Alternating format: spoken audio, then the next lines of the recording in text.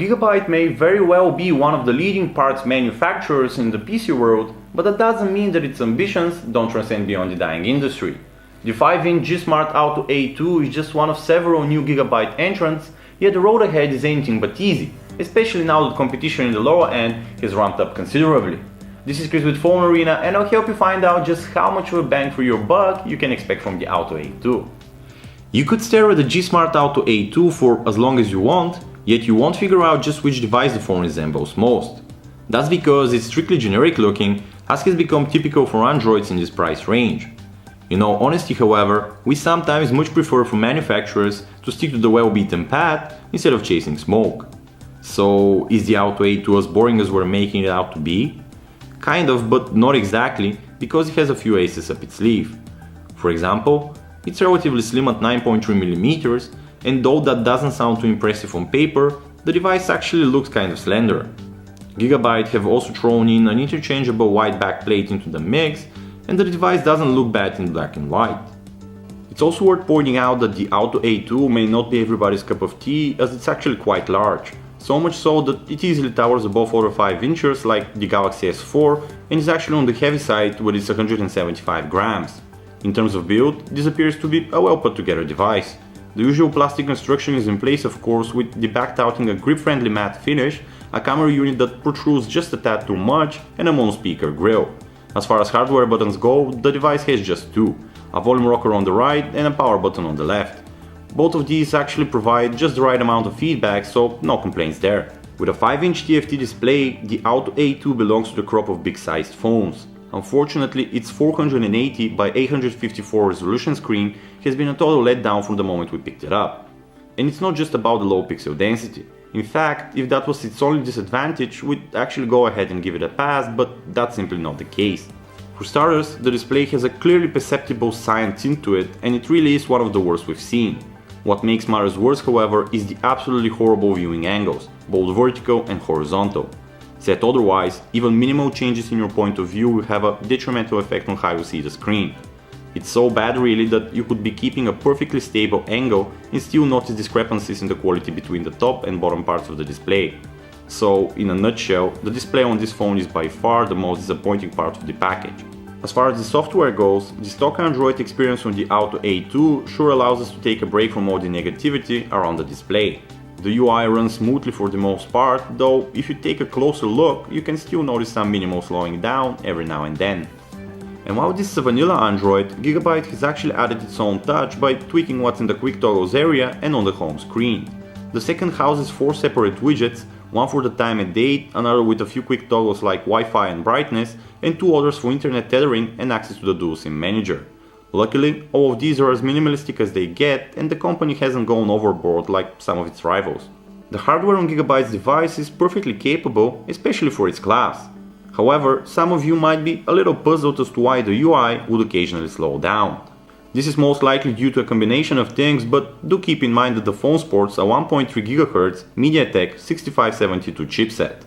This chip is built on a 28nm process, and it has gone through some improvements overall. Namely, while last year's dual cores from MediaTek run on a sluggish power VR GPU, the new generation now touts a slightly more respectable Mali 400. This ensures a mostly smooth gameplay in the low to mid tier of gaming titles, though these are rendered with less fluff than your typical flagship. Looking at the memory department, we could say that the situation is pretty much on par. You get 1GB of RAM, but the 4GB of native storage are actually quite constrictive. This means that you likely have to make use of the microSD card slot found under the removable backplate. Browsing with the help of the MediaTek 6572 is not without its weaknesses, but it has been made easier and more of a pleasure. For example, and as is common with MediaTek chips, text and images only get rendered once you zoom in, but we honestly prefer this approach to waiting. Zooming and swiping can get a little taxing on the CPU, but the average smartphone user will likely never notice it. As for connectivity features, you get a middle-of-the-road pick with Bluetooth 3.0, Wi-Fi and GPS, and 3G speeds of up to 21 megabits. A 5-megapixel camera unit, complete with autofocus and LED flash, is what you'll find on the back of the Alto A2. And while we'll get to the weaknesses of the shooter in just a bit, it's worth pointing out that the snapper is actually a bit more capable than the average crop of 5-megapixel low ends. It produces accurate colors and manages to capture a decent amount of light, unlike many rival solutions. On the negative front, it has to be noted that details are on the lower end and photos can sometimes exhibit a bit too much softness and noise, both of which combined can overpower some shots. In terms of the camera interface, it doesn't deviate at all from the stock Android experience. HDR is available, and so is the option for panoramic shots, though both of these have actually been a mixed bag. So for example, while HDR shots were not too shabby, even minimal shaking would produce ghosting artifacts. After throwing half a dozen of different multimedia files at the Alto A2, we concluded that the capabilities of the phone out of the box are quite unimpressive. You get the stock music and video players, which work just fine for the most common set of tasks, but nothing more. If however you're looking for something a bit more functional and eye-pleasing, a trip to the Play Store is pretty much guaranteed. The chipset inside does manage to render even videos with a fancier encoding like MKV, but unfortunately playing 1080p clips will cause the video to lag behind sound massively, and this will actually get the Alto A2 dangerously close to crashing entirely. Somewhat more worrying, however, is the fact that this appears to be a problem with the drivers of the new chips, as other video players we picked from the App Store failed just the same. Until this point, and with the exception of the display of course, the Alto A2 actually proved to be just a notch above the flock of lower-end devices. But when it came to call quality, things really went downhill. And while the microphone is of passable quality, the earpiece is just downright bad. This means that the other side will hear you just fine, but you may have trouble identifying just who that stranger is, as the sound is both muffled and just not up to standard. In other words, if you play upwards of a few calls a day, we'd seriously recommend you test this aspect of the phone before you invest. So far we've covered just about every aspect of the Alto A2, but we haven't forgotten about the 2000 mAh cell inside.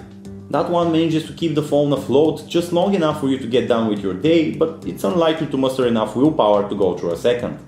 Things get especially problematic if you have to crank up the brightness, so take a moderate approach. In conclusion, we can say that MediaTek's ultra low-cost chips have finally matured to prove capable enough to handle the needs of users shooting for a low-end smartphone. And by the way, a stock Android experience is certainly nothing to sneeze at. Just these two would have actually made the GSmart Alto A2 a phone worth your serious consideration, was it not for this seriously underwhelming display and disappointing call quality. In fact, these are both so problematic that they overshadow just about every other issue one might have with the phone. The other problem with obscure devices like the Alto A2 is that both availability and pricing can be quite inconsistent depending on where it is you call home. A quick search of ours actually brought back a rather compelling price tag for the dual SIM Alto A2, which is about $180. So while this phone doesn't excel in any particular venue, it's still a decent deal so long as you can stomach the display and can get your hands on something like the Motorola Moto G. Once again, this was Chris with Phone Arena, thanks for watching.